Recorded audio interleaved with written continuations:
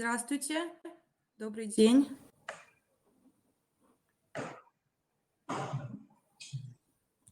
Добрый день, уважаемые коллеги, уважаемые педагоги. Сегодня, 20 августа, проходит традиционное республиканское августовское педагогическое совещание. И в рамках этого совещания мы, Институт развития образования, традиционно проводим серию семинаров, мастер-классов для вас, уважаемые педагоги. Ну и поскольку в этом году у нас какие-то такие особые условия складываются, да, мы наш марафон семинаров и мастер-классов проводим в онлайн-режиме. Так что приветствуем вас на нашем онлайн-марафоне семинаров и мастер-классов. По поручению Галины Владимировны Китайгородской, ректора Коми Республиканского института развития образования, я поздравляю вас всех с началом учебного года. Сегодня, когда в нашем обществе проходят значительные преобразования, которые связаны с изменением и ценностных ориентиров, учет которых необходим при построении перспективных моделей развития системы, система образования постоянно развивается в ответ на те внутренние и внешние вызовы, которые поступают, которые влияют на формирование стратегических направлений образовательной деятельности. Образование выступает одновременно и ответом на возникающие вызовы и основной точкой влияния на появление современного сложно организованного общества и самореализации каждого человека. Сегодня на наших глазах, здесь и сейчас, формируется единое мировое образовательное пространство, которое объединяет образовательные системы разных стран и регионов. Конечно, сегодня необходима новая идеология, новая методология образования. Сегодня необходимо изменять классическую парадигму образования, потому что образование 21 века – это не просто передача суммы знаний, а мы с вами знаем, что это прежде всего развитие творческого потенциала и таланта каждого человека. И наша с вами задача, уважаемые коллеги, сохраняя свою идентичность, сохраняя свои культурные традиции, внедрять лучший мировой опыт в систему образования республики. И сегодня с нами будут работать наши коллеги, наши федеральные партнеры из издательств, из организаций, которые занимаются разработкой электронных образовательных ресурсов. И наш первый семинар проводит Ольга Голикова, методист по работе с регионами Яндекс.Учебник. Наш новый партнер, который, я думаю, будет нашим постоянным партнером. И мы с вами, уважаемые коллеги, сегодня познакомимся с теми ресурсами, которые представляет Яндекс.Учебник для цифровой образовательной среды начальной и средней школы. Вам слово, Ольга. Рады вас приветствовать. Пожалуйста. Добрый день, уважаемые участники. Благодарю вас за представление. Я надеюсь, что вы сейчас хорошо меня видите и слышите. И я рада сегодня для вас рассказать про сервис Яндекс.Учебник. Возможно, кто-то из вас уже знаком с ним, для кого-то будет новая информация. Но я надеюсь, что мы с вами вместе сегодня продуктивно проведем этот час нашего вебинара. И уже не буду подробно представляться, меня уже представили хорошо. Я являюсь методистом по работе с учителями. Сама являюсь преподавателем и более 3 лет работаю в сфере онлайн-образования. Это как разработка программ для электронного обучения, так и обучения преподавателей. Сегодня мы с вами поговорим о том, что такое Яндекс.Учебник, а также про образовательные проекты Яндекса, которые планируются для реализации в 2020-2021 учебном году. И в конце нашего вебинара я расскажу вам про программу развития учителей «Я учитель». Это тоже проект Яндекса. Ну и давайте начнем. Для начала, что же такое Яндекс.Учебник? Яндекс.Учебник – это электронный образовательный ресурс для учителей, который является платформой, помогающей решить несколько важных целей. Первая цель – это возможность выдавать ученикам практические задания по предметам из богатой и постоянно пополняющейся, развивающейся библиотеки. Во-вторых, это возможность отслеживать прогресс учеников с помощью получения мгновенной обратной связи по итогам выдачи подобных заданий. В Яндекс.Учебнике у учителя есть возможность общаться со всем классом, либо с отдельными учениками посредством встроенного чата. Конечно же, это экономия времени для учителя, так как Яндекс.Учебник позволяет быстрее готовиться к урокам и экономит время на поиск материала по предметам. И это экономия, в частности, ресурса, что тоже очень важно. Яндекс.Учебник – это бесплатная образовательная платформа, она доступна бесплатно в полном объеме для учителей, учеников, родителей. И то, что ресурс является бесплатным, это социальная гарантия Яндекса, он не будет становиться платным. Яндекс.Учебник – адаптивный инструмент, его легко интегрировать в любую школу Российской Федерации. Мы в этом убедились еще раз в непростой период, который мы прошли весной этого года. Конечно же, здесь независимо от тех устройств, которые есть в школе, учитель может сам решить, либо коллектив может сам решить, в каком объеме и в каком сценарии использовать Яндекс.Учебник. Ценностью важно является то, что все те материалы, которые вы найдете в Яндекс.Учебнике, разрабатываются с учетом, конечно же, примерных образовательных программ, соответствуют в ГОС нового образца и соответствуют линиям основного общего образования. Ну и сейчас будет очень важная информация, да, то есть это, наверное, сейчас будет важно обратить внимание на этот слайд, это структура Яндекс.Учебника. Возможно, те из вас, кто работают с Яндекс.Учебником, уже знают нас, прежде всего, как ресурс для работы с начальной школой. И вот здесь обратите внимание, что в новом учебном году у нас появляется сегмент для средней школы. То есть мы расширяем возрастную линейку тех материалов, которые вы сможете найти на Яндекс.Учебнике, а также и предметную линейку. В Яндекс.Учебнике появятся задания по математике для учеников 5-6 классов, а также задания по русскому для 5-6 классов. То есть это то, что будет доступно уже в течение первой четверти. Также в течение первого полугодия в Яндекс.Учебнике появится новый предмет – это алгебра для 7 класса. Опять-таки это будут наборы именно из практических заданий по предмету, которые учитель сможет применять в основном образовательном процессе. В Яндекс.Учебнике появится новый предмет, это курс по информатике. Это будет не только практические задания, но также и теория. А также уже сейчас в учебнике доступны уроки музыки, которые являются дополнением к основной школьной программе по музыке. Это необычные уроки, это, скажем так, проектные уроки, которые учитель музыки может использовать для того, чтобы дополнять ими основную программу.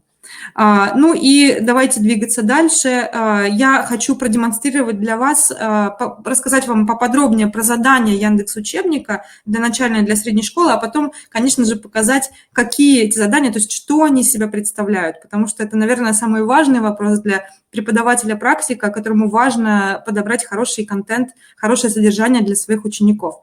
Условно мы можем разделить все задания Яндекс.Учебника на базовые, то есть это как раз-таки те подборки, которые соответствуют содержательно-методическим линиям, которые организованы в форме каталога, чтобы учитель мог легко сориентироваться и найти нужные для себя карточки, нужные для себя задания, независимо от того, с каким УМК он работает.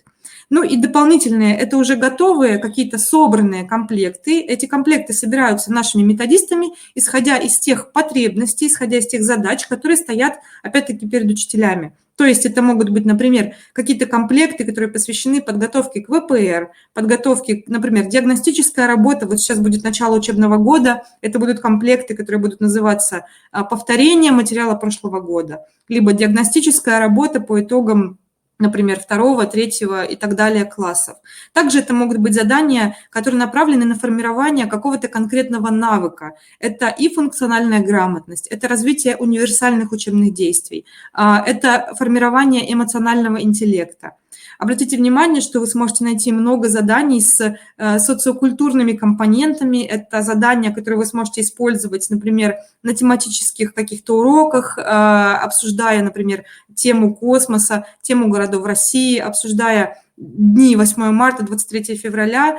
Это могут быть какие-то межпредметные квесты, которые помогут вам ярким и запоминающимся образом начать новый учебный год. Давайте посмотрим на несколько примеров карточек Яндекс.Учебника. Карточка Яндекс.Учебника выглядит вот таким образом для ученика, для учителя. Это достаточно такое сдержанное оформление, но, тем не менее, здесь есть все самое необходимое для того, чтобы ученик комфортно работал с этой карточкой. То есть есть условия задачи, есть некий интерактив, В Яндекс.Учебнике очень много разных механик интерактивных, и, скажем так, этот спектр механик, он пополняется в зависимости от тех задач, которые методисты решают. Задания Яндекс.Учебника, вот именно само их содержание ценно в первую очередь. Эти задания позволят, к примеру, повысить учебную мотивацию учеников с помощью, например, демонстрации, как математика, как знание математики может пригождаться в реальной жизни. Например, чтобы рассчитать рецепт приготовления какого-либо блюда. В Яндекс.Учебнике есть целый блок заданий, целый раздел заданий, которые посвящены навыку работы с информацией. Это работа с диаграммами, со столбчатыми диаграммами, круговыми диаграммами. Этот навык важно формировать уже в начальной школе, и в средней школе эта тема, конечно же, расширяется, продолжается. Опять-таки дальше я продемонстрирую для вас еще несколько примеров карточек для средней школы с подобными же интересными заданиями.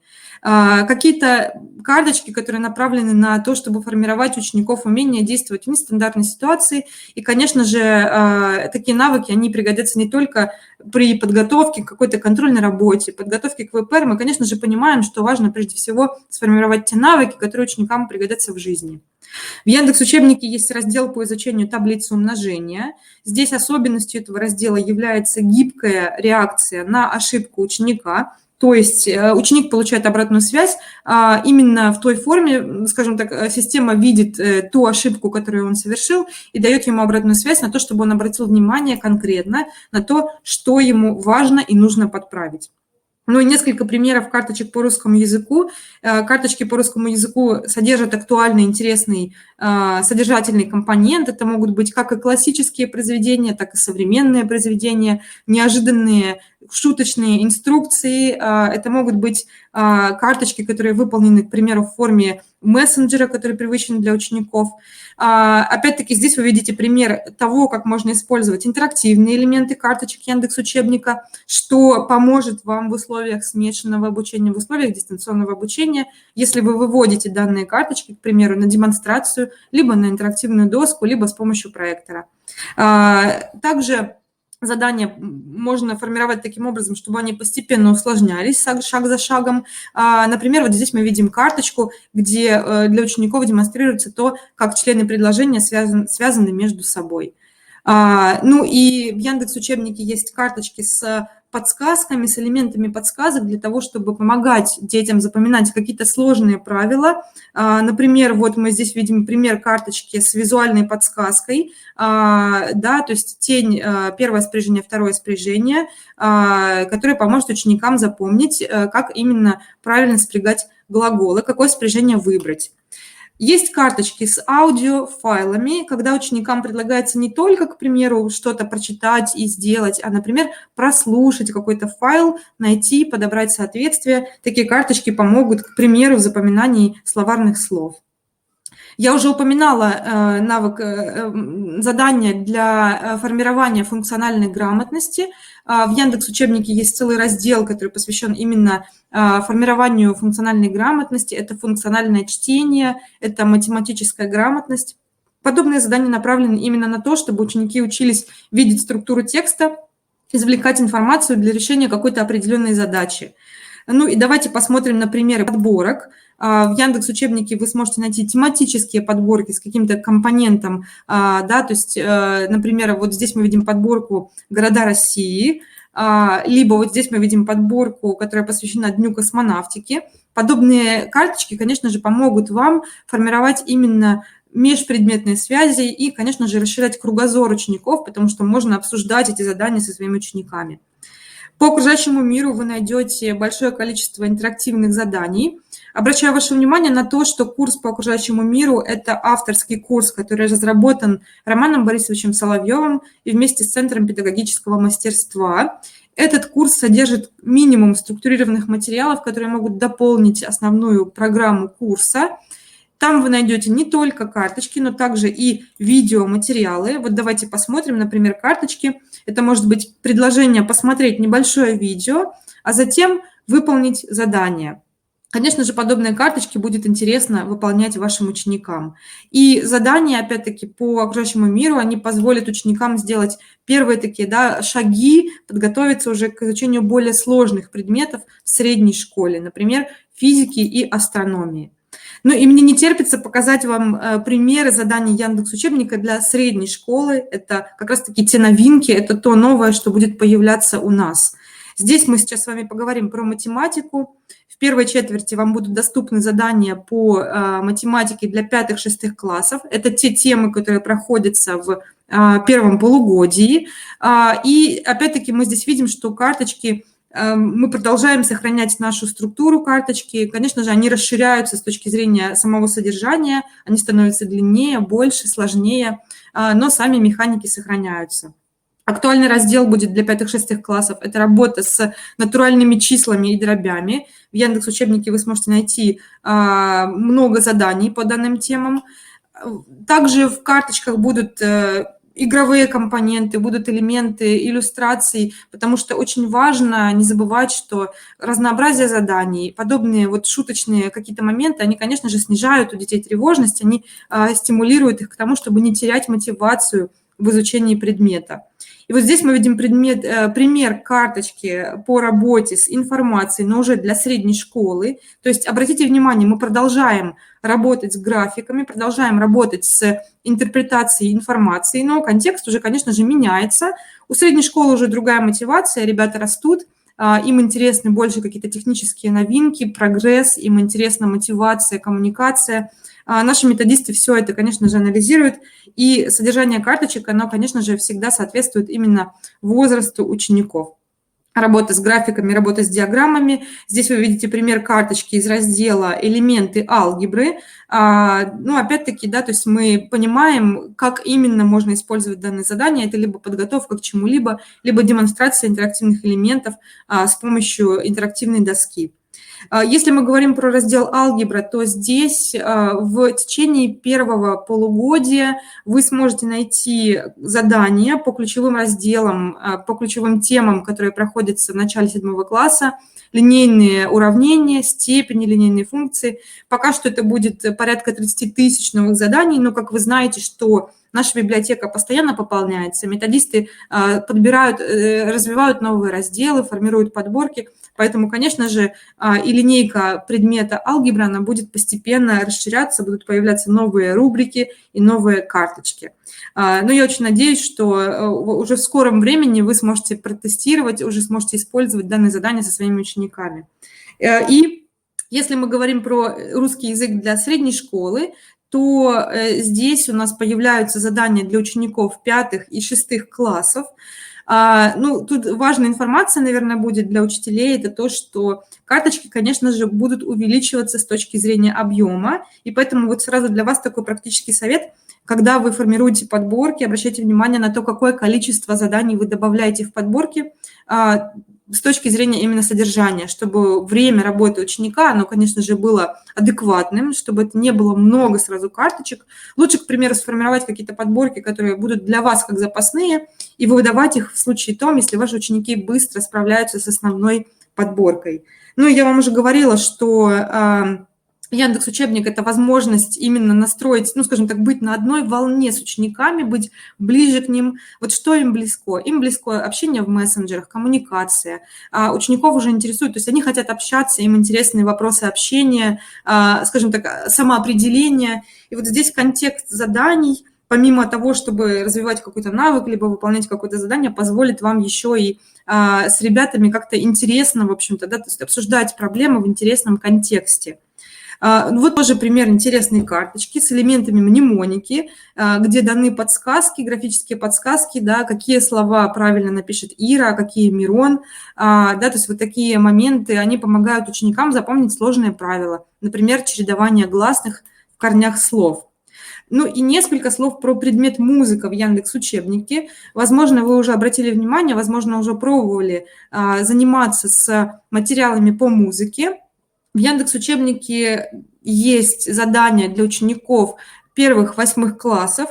Это нестандартные задания, это задания, которые именно сделаны, скажем так, максимально адаптированы для дистанционного формата работы, для смешанного формата работы. То есть это возможность для ученика провести какое-то подготовительное самостоятельное исследование, когда учитель дает какое-то предзадание по музыке. Затем это возможность на уроке, к примеру, использовать демонстрацию, какие-то карточки и аудиофайлы, то есть актуальный музыкальный контент с помощью Яндекс.Музыки. И затем это задание на отработку, которое ученик уже выполняет по итогам работы, что-то уже больше связанное с исследованием. Опять-таки, повторюсь, данные задания могут использоваться как какая-то проектная завершающая работа, и они прекрасно дополнят вашу основную учебную программу. Вот здесь мы видим пример презентации уже готовой, которую вы сможете найти для того, чтобы использовать ее в классе. Вы видите, что карточки по музыке, они содержат встроенные видеофайлы, встроенные аудиофайлы из Яндекс.Музыки, и ученикам предоставляются возможность, скажем так, попробовать себя в новых ролях, в нестандартных форматах. Например, они озвучивают фрагменты мультфильма, либо озвучивают фрагменты фильмов, что тоже очень увлекательно. Задание Яндекс.Учебник разрабатывает большая группа методистов. Это прежде всего наша команда методистов, учителей, экспертов, которые работают вместе с нейропсихологом и психофизиологом, которые отвечают за возрастной компонент, то есть за то, чтобы содержание карточек, их внешний вид отвечали именно возрастным особенностям учеников.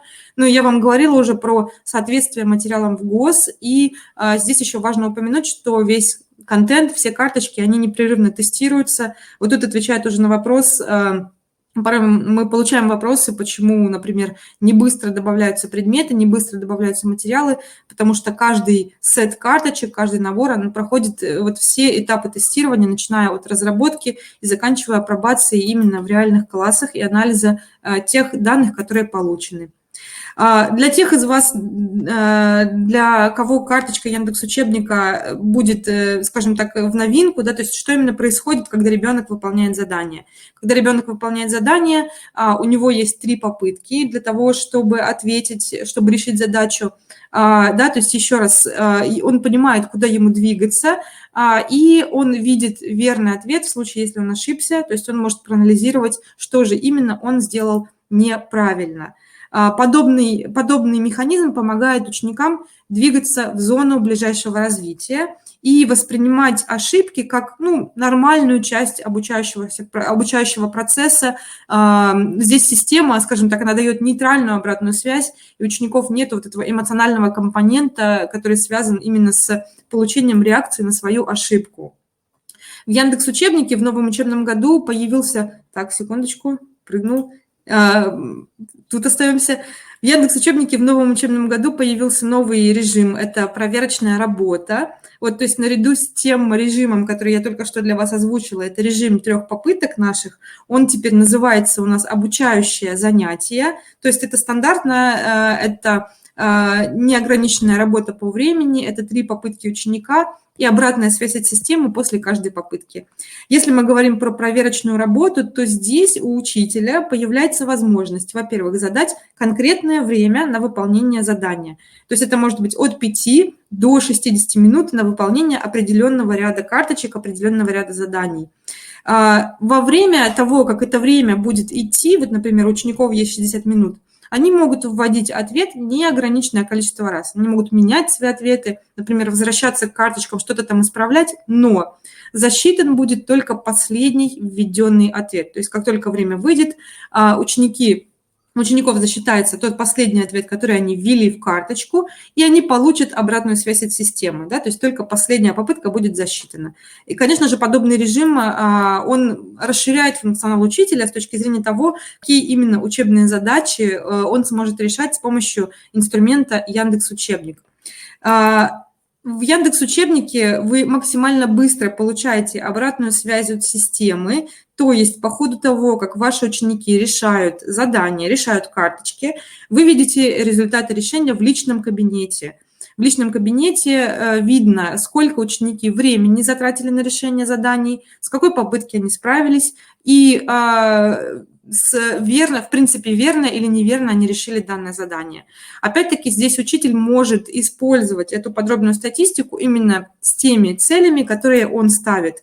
Мы старались сделать инструмент максимально гибким. Здесь нету никаких, скажем так, заранее навязанных алгоритмов. Здесь у учителя есть возможность использовать именно те части информации, которые ему важно и нужно использовать, в том числе и из статистики.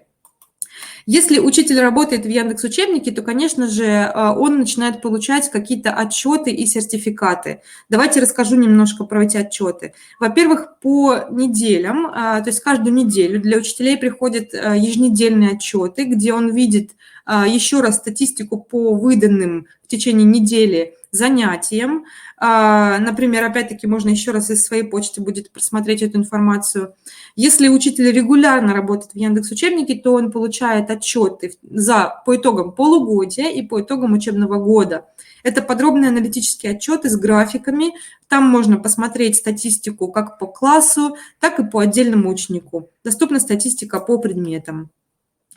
Также мы выдаем сертификаты для учителей, которые регулярно работают с Яндекс.Учебником. Это сертификат «Учитель-инноватор», сертификат по итогам работы первых 2 недель. Но обратите внимание на условия. Это означает, что у вас подключены все ученики класса, что ученики решили 4 занятия. Если вы регулярно работаете в Яндекс.Учебнике, то вы получаете сертификаты также и по итогам первого и второго полугодия. Подобные вещи будут важны для учителей, которые хотят добавить их, например, в свое портфолио и дополнить свое портфолио вот такими вот сертификатами по работе с цифровым образовательным ресурсом.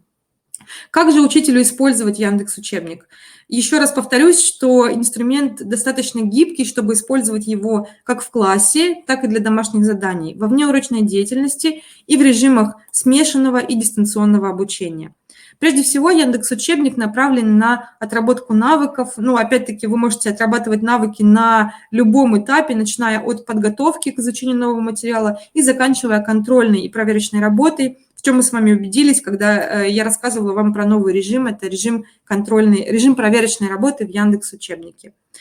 Что же может делать учитель, к примеру, в классе? Если вы работаете во фронтальном режиме, если у вас есть интерактивная доска или проектор, вы можете вывести задание на интерактивную доску и затем уже решить, какое конкретное действие будете выполнять с данной карточкой. Это может быть как демонстрация верного решения, так и разбор неверно решенной карточки. Это может быть как приглашение для учеников просто решить данное задание, так и приглашение для них придумать аналогичное свое задание, либо озаглавить текст, если это, к примеру, карточка по русскому языку.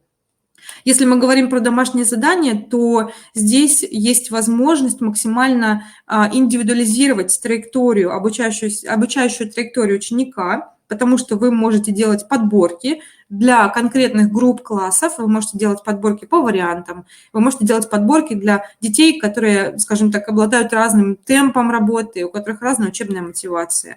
И опять-таки, если кто-то на больничном или на карантине, здесь Яндекс.Учебник тоже будет являться хорошим подспорьем для вас.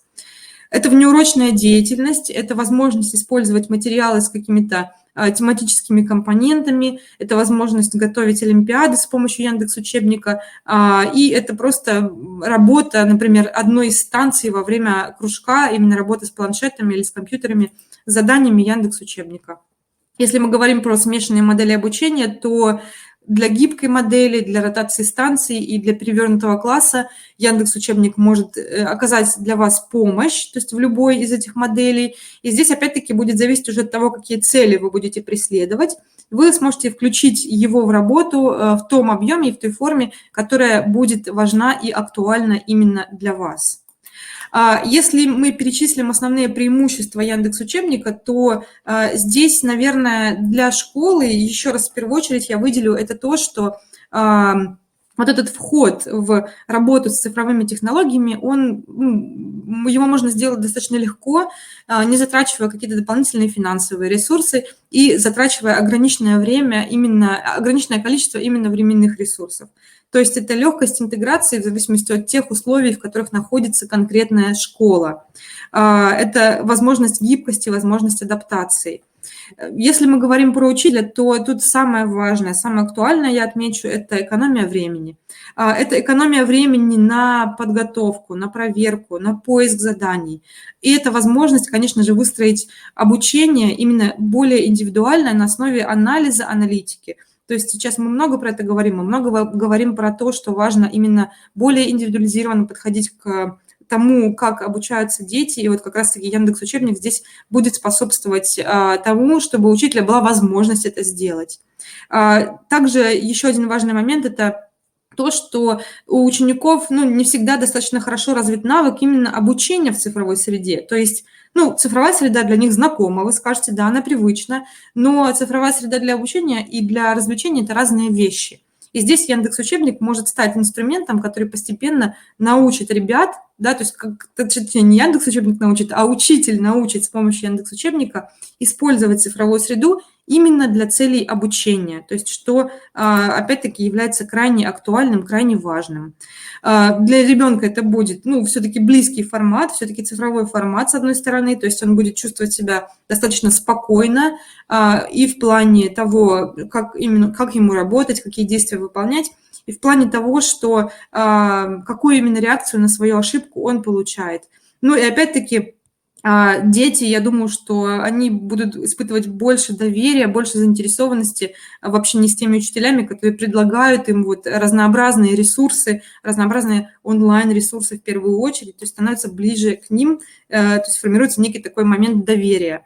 Для родителя это возможность получить именно объективную оценку результатов работы ребенка. Родитель может следить за тем, как ученик двигается в Яндекс.Учебнике, либо из личного кабинета самого ученика, либо завести свой кабинет родителя и там смотреть, насколько успешно ребенок выполняет задания.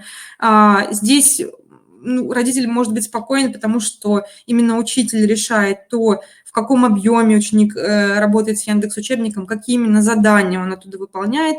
И, конечно же, здесь мы говорим про элементы того, что мы не играем, а мы обучаемся с помощью гаджета. Для региона преимущество – это возможность получения подробной статистики. Это статистика по итогу региона. Эти данные очень важны для того, чтобы использовать их в дальнейшем анализе, чтобы иметь возможность каким-то образом корректировать, оценивать работу, корректировать ее, понимать, куда двигаться дальше. Также это помощь в реализации национальных проектов, которые связаны с цифровизацией, с образованием, с цифровой экономикой.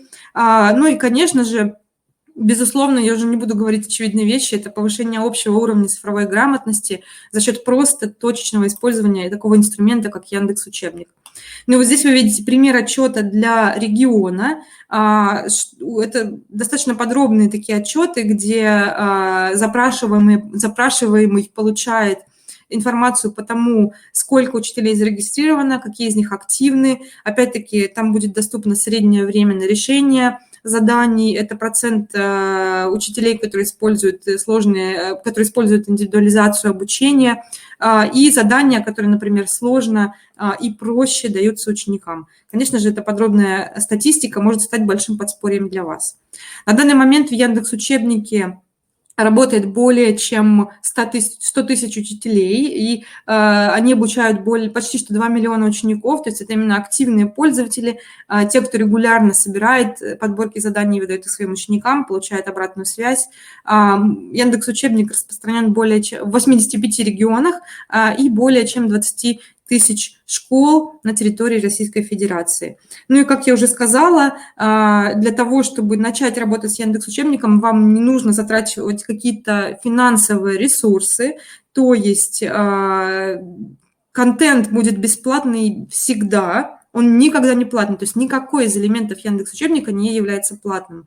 Для того, чтобы начать работать с учебником, вам нужно всего лишь иметь почтовый ящик на Яндексе, то есть аккаунт на Яндексе, зарегистрироваться там один раз, затем зарегистрировать тех учеников, те классы, с которыми вы планируете работать в Яндекс.Учебнике, и, в общем-то, начинать работать с ним. во время того, как учитель начнет работать с Яндекс.Учебником, он увидит, что у него есть доступные функции, например, приглашение учителя к классу, либо присоединиться к классу другого учителя, который уже работает в Яндекс.Учебнике. Если есть желание, то у родителя может быть отдельный личный кабинет. Опять-таки, информацию о личном кабинете выдает учитель. В целом, регистрация на Яндекс.Учебнике очень простая, она занимает буквально 5 минут. И если у нас в конце останется время, то мы с вами вместе попробуем, в общем-то, пройти ее. Давайте тогда двигаться дальше, чтобы я успела вам сегодня рассказать про все те важные новости от нас, да, и потом уже перейдем к практике, если нам будет позволять время. Сейчас важно, много очень говорят про важность развития именно навыков функциональной грамотности. И ни для кого не секрет, что очень, наверное, непросто пока что найти именно сами задания, то есть саму содержательную часть. То есть, понятное дело, что важно развивать функциональную грамотность, а каким образом это делать, как это делать, с помощью каких заданий. Вот в Яндекс.Учебнике мы начали развивать это направление, начиная с прошлого года, продолжаем над ним работать. Мы привлекаем, опять-таки, экспертов именно по развитию функциональной грамотности и разбиваем этапы работы, то есть начиная от анализа уровней владения навыками по международным шкалам, заканчивая анализом учебной аналитики и затем уже производством заданий, тестированием, калибровкой данных заданий.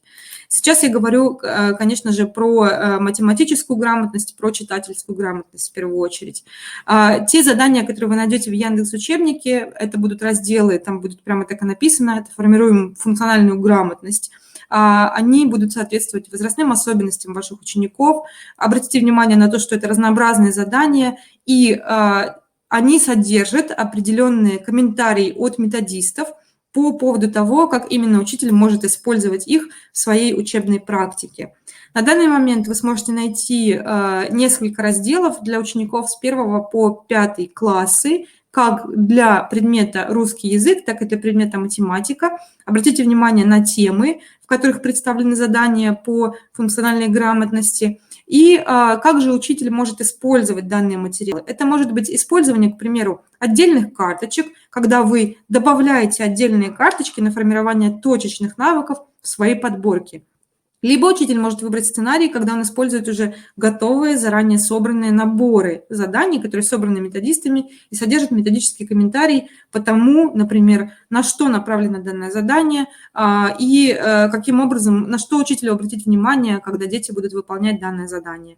В конце подобных наборов содержится карточка для самооценивания, когда ученика просят дать обратную связь, насколько ему было сложно или легко работать с заданиями.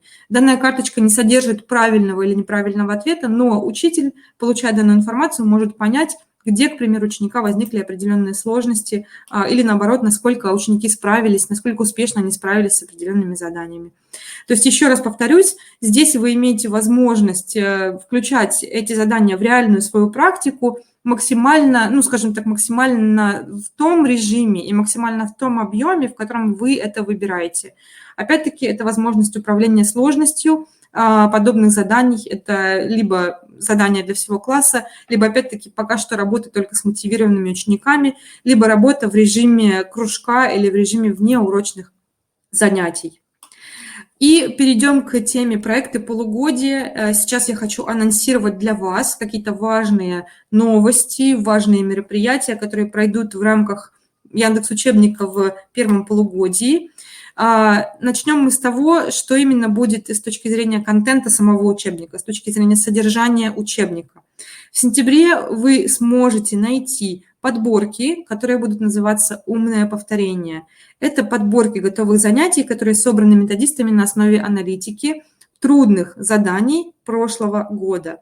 То есть это самые сложные задания прошлого года, были проанализированы методистами по итогам, опять-таки, выгрузок статистики, и на основе них сформированы готовые задания для учеников с 1 по 6 классы, которые будут называться «Умное повторение» в начале года. Также в Яндекс.Учебнике в рамках Яндекс.Учебника, пройдут такие мероприятия, как интенсив «Я учитель 2.0». Это продолжение нашего весеннего интенсива по диагностике актуальных навыков учителя. Это проект, который будет называться «Диктанты в Яндекс.Учебнике». Это проект, который мы реализуем совместно с тотальным диктантом. И это марафон по функциональной грамотности, который стартует, скажем так, в ноябре, в декабре. Какой-то его первый предварительный этап будет уже в октябре, как раз-таки в рамках интенсива «Я учитель». Давайте подробнее немножко про каждый из данных проектов. Еще раз, в умном повторении вы сможете найти подборки из сложных заданий, из трудных заданий прошлого года и использовать их в работе со своими учениками. Они будут расположены на витрине Яндекс.Учебника. Учитель сможет быстро их найти и включить в свою работу. Марафон функциональной грамотности начинается с диагностики для учителей. Это будет диагностика по тому, насколько учитель умеет формировать именно ту самую функциональную грамотность у учеников. А также будет доступен курс для учителей, бесплатный курс по работе с навыками функциональной грамотности. Для учеников будет предоставлена возможность поучаствовать в специальной игре и получить, скажем так, свою карту компетенций, рекомендации по развитию. А также в самом учебнике появятся новые задания, которые можно будет использовать. Это будут задания на основе материалов по русскому языку, математике и окружающему миру. Они будут учить учеников, прежде всего, работать с информацией. Обратите внимание, что по итогам участия в марафоне все участники получают сертификаты, учителя получают подробные аналитические отчеты, как по итогам диагностики, которые, опять-таки, можно будет использовать в вашей дальнейшей работе. Диктанты в Яндекс.Учебнике – это проект, который реализуется вместе с тотальным диктантом. То есть наверняка вы знаете, тотальный диктант – это возможность написать проверочную работу для любого человека, взрослого человека, чтобы проверить уровень своей грамотности. Вот у нас в учебнике появятся диктанты для детей именно. Это будет тотальный диктант, это будут рубежные диктанты и тематические диктанты, которые будут стартовать в разное время в течение первого полугодия, начиная с октября. Опять-таки следите за обновлениями. Запуск тотального диктанта произойдет 17 октября. Результаты будут доступны не сразу, 21 октября. И здесь методисты подобрали интересные актуальные темы. То есть это будут диктанты уже не про природу, не про лес, а уже на более, скажем так, интересные актуальные темы для учеников. Рубежные диктанты – это те диктанты, которые учителя смогут использовать в своей работе, например, за первую четверть, за первое полугодие. Эти диктанты будут с автоматизированной проверкой и с мгновенной обратной связью. И точно по такому же принципу будут работать и тематические диктанты для учеников 5, 6, 7 классов. И здесь опираться мы будем на самые сложные, на самые актуальные темы для учеников каждых из классов. Но опять-таки все это для вас будет в скором времени доступно. Вы сможете найти данные материалы и использовать их в своей работе.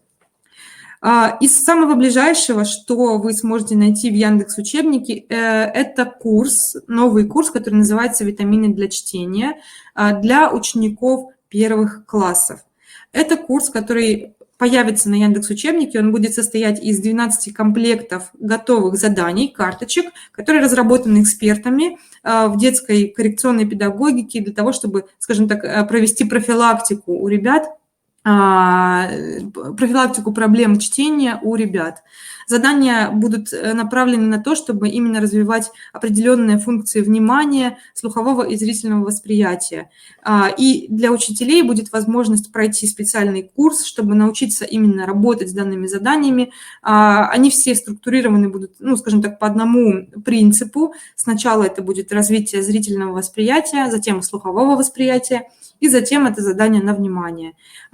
Здесь, я думаю, что данная тема будет актуальна не только для тех детей, которые уже испытывают определенные проблемы с чтением, но неспроста этот курс будет называться именно «Витамины для чтения». То есть витамины – это то, что нужно для профилактики.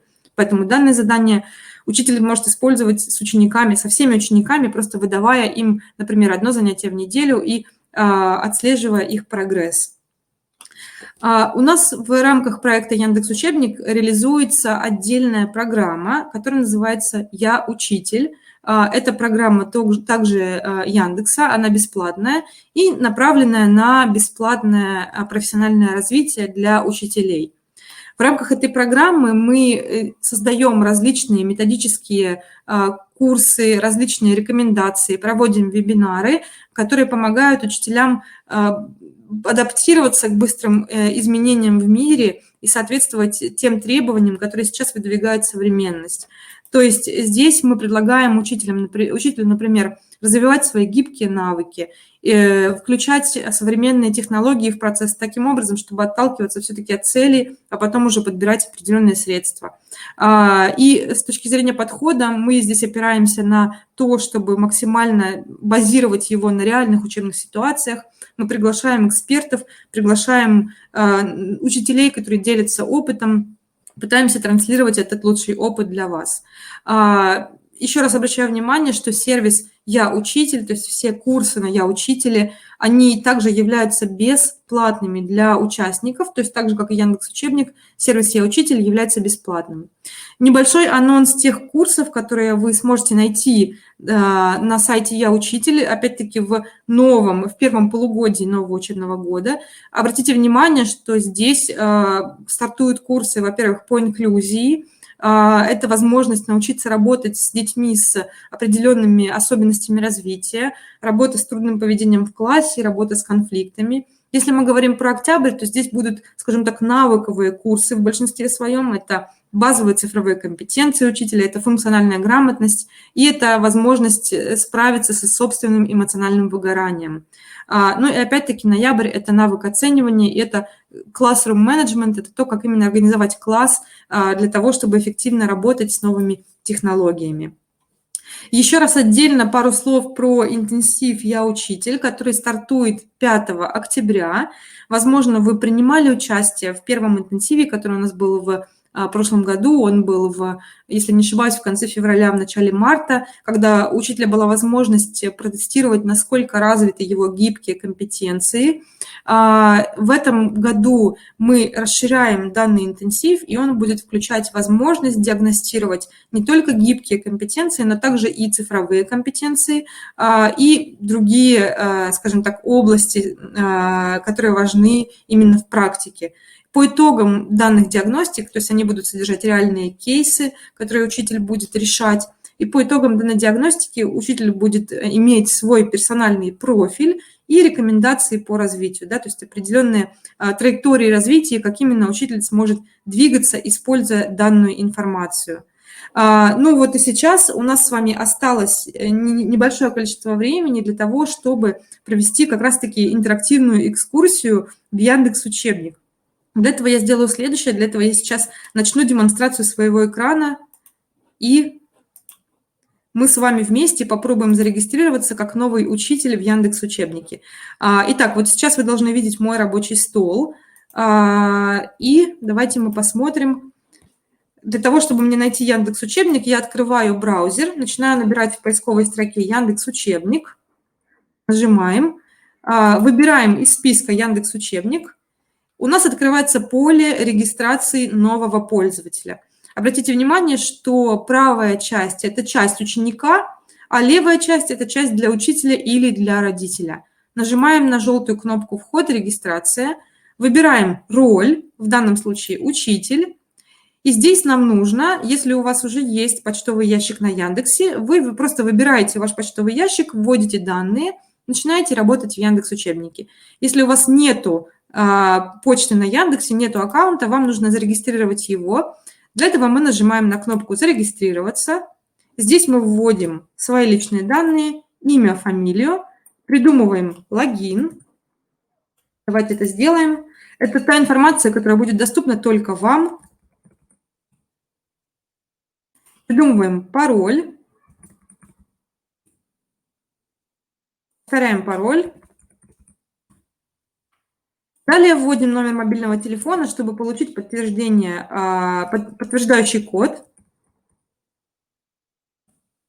Нажимаем «Подтвердить номер». Так, вот у меня тут пароль не совпадает. Так, секундочку. Ага.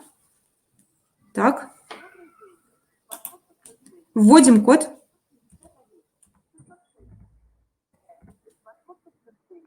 Нажимаем на кнопку «Зарегистрироваться». Вот этот шаг мы можем пропустить. Нажимаем «Пропустить». Теперь нам осталось 4 шага для того, чтобы начать работать в Яндекс.Учебнике. Сначала мы вводим название населенного пункта. Затем мы вводим название своей школы. Мы нажимаем на кнопку «Далее». Для того, чтобы начать работать, вам не обязательно сразу вводить всех учеников. Вы можете начать только с одного класса. Ну, давайте, например, выберем 4 Б, нажимаем к списку учеников, и нам нужно ввести сейчас 3 имени, 3 фамилии для того, чтобы начать работать в Яндекс.Учебнике. То есть вы можете начать с того, что ввести даже тестовых учеников, чтобы просто проверить, как работает система.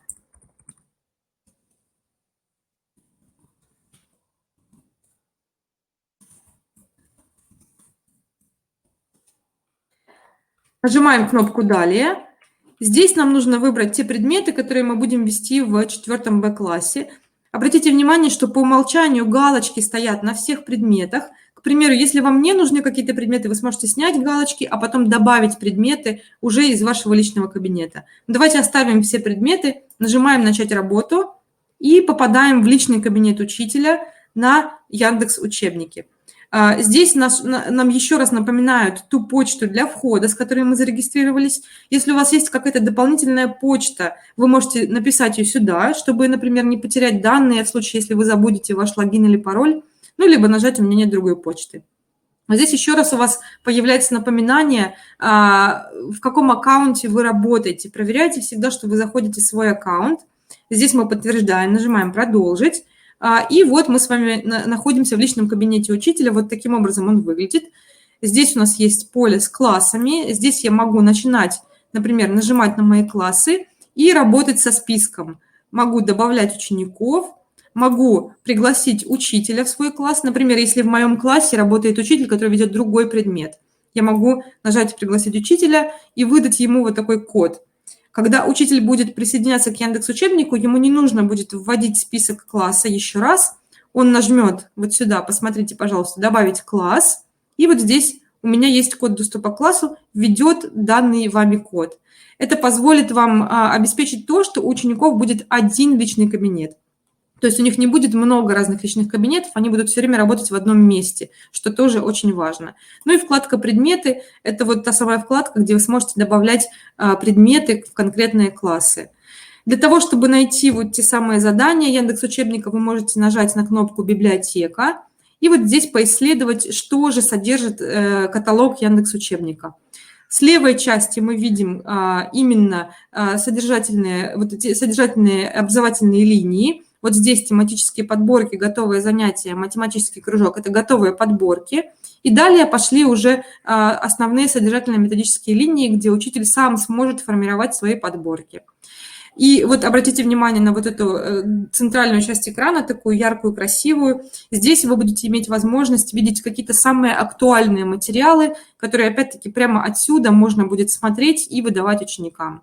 На данном этапе это итоговое повторение курсов, это диагностические работы по предметам, задания для математического кружка. Витрина обновляется раз в 2 недели, и вы всегда здесь будете находить самую актуальную, самую новую информацию. Но для того, чтобы выдать задание ученикам, мы с вами сможем сделать следующее. Мы выбираем тот раздел, который нам нужен. Давайте выберем, к примеру, «Логика». Мы попадаем в раздел, где видим темы и подтемы, из которых мы выбираем нужную нам подтему. Ну, например, давайте выберем по заданному признаку анализ и сравнение объектов по заданному признаку.